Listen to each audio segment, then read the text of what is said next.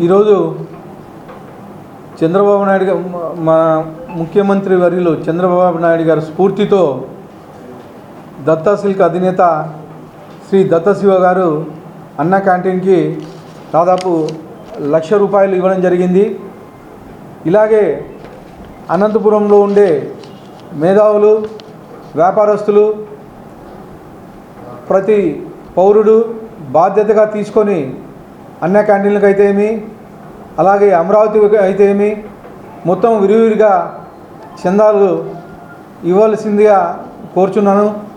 ఇది ప్రతి ఒక్క పౌరుని బాధ్యత. దేనికంటే మనం గత ప్రభుత్వంలో చాలా నష్టపోయినాము.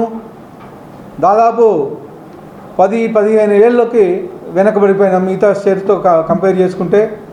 దాన్ని మన ముఖ్యమంత్రి వర్యులు ఇప్పుడు భుజాన ఎత్తుకొని డెవలప్మెంట్ వైపు పరుగు తీస్తున్నారు.